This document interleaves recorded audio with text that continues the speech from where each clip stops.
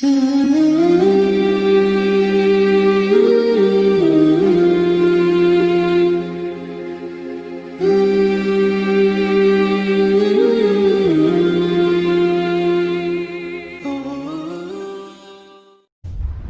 hal yang menjaminkan banyak rizki, bukan memudahkan rizki.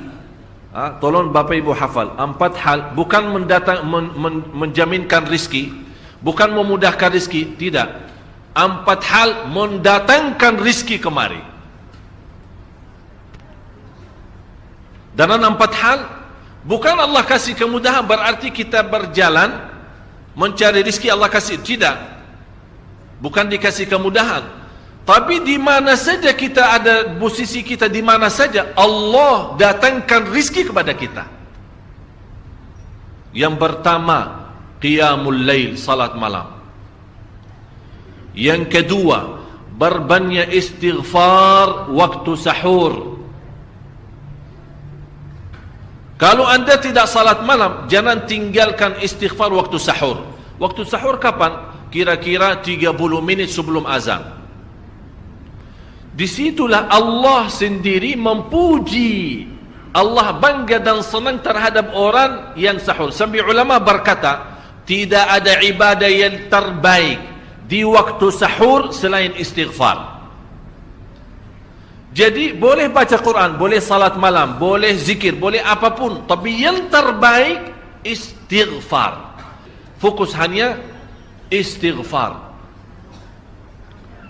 Astaghfirullah wa atubu ilaih, termasuk istighfar Allahumma anta rabbi la ilaha illa ant, yang Bapak Ibu tahu sayyidul istighfar, yang terutama, yang paling luar biasa. Allahumma anta rabbi la ilaha illa anta khalaqtani wa ana abduka wa ana ala ahdika wa wa'dika mastata'at a'udzu bika min syarri ma sana'at abu'u laka bi ni'matika alayya wa abu'u bi dhanbi faghfirli fa innahu la yaghfiru adh-dhunuba. Ya Allah, kalau kita fahami doa ini luar biasa. Oleh karena itu kata Rasulullah, barang siapa yang membaca sayyidul istighfar, kemudian di malam hari dengan keyakinan dia meninggal habis baca istighfar, masuk surga. Masuk surga. Berarti ini salah satu doa yang menjaminkan dengan mudah masuk surga. Jadi 4 hal yang mendatangkan rizki, bukan kita mencarinya, dia yang datang kemari. Apalagi saat mencari lebih mudah. Qiyamul lail, salat malam.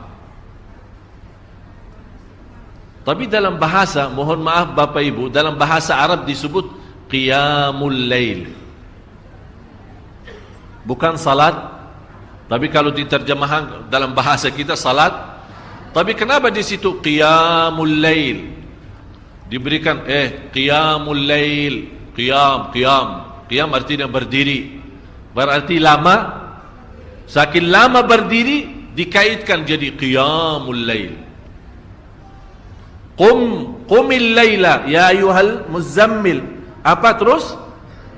Qumil lail, berdirilah saat malam.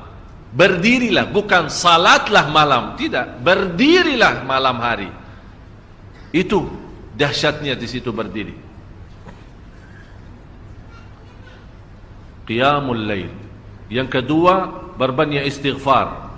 Yang ketiga, berbanyak sedekah. Sebenarnya bukan istilah berbanyak sedekah. Kadang-kadang orang bersedekah 100 juta, udah saya sudah bersedekah 100 juta. Bukan itu. Bukan yang dimaksud berbanyak sedekah itu dari sisi uang itu banyak atau sedikit, bukan.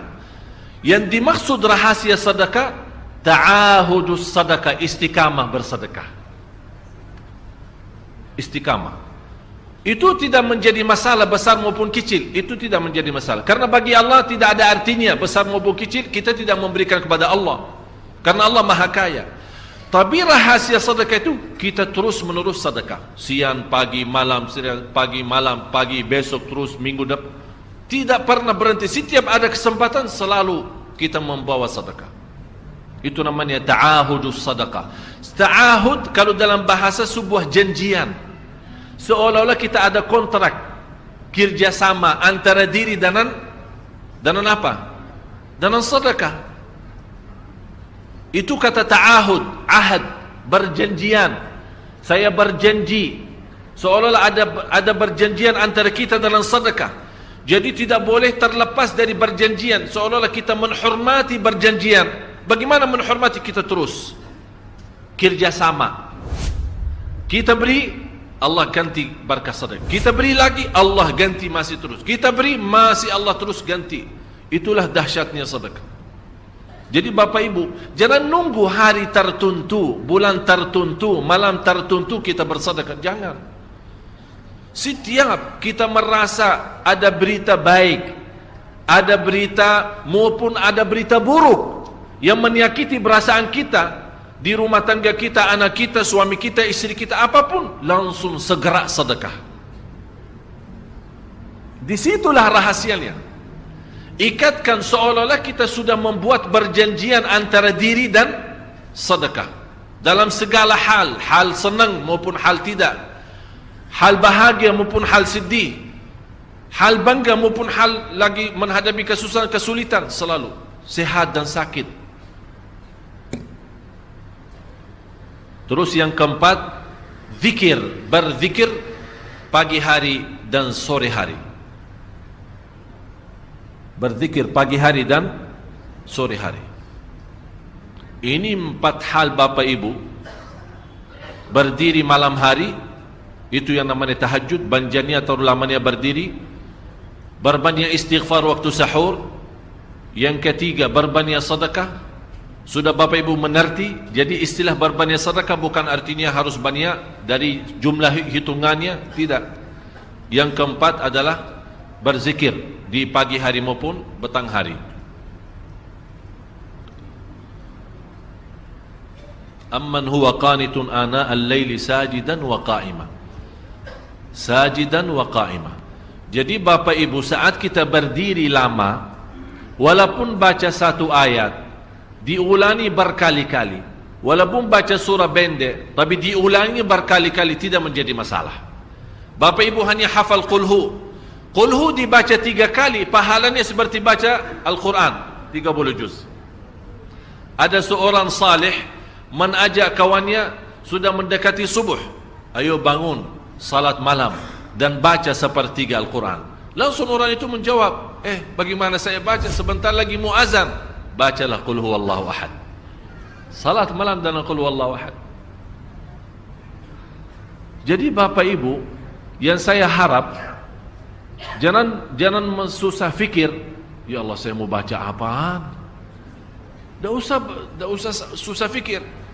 Baca dan nikmati, yang penting nikmati bacaan. Walaupun qul huwallahu ahad setiap hari. Kalau kita pusing baca, Allah tidak akan pusing mendengar. Malah Allah paling senang mendengar bisikan bacaan dan bisikan doa kita malam hari. Allah paling senang mendengar bisikan doa munajat kita.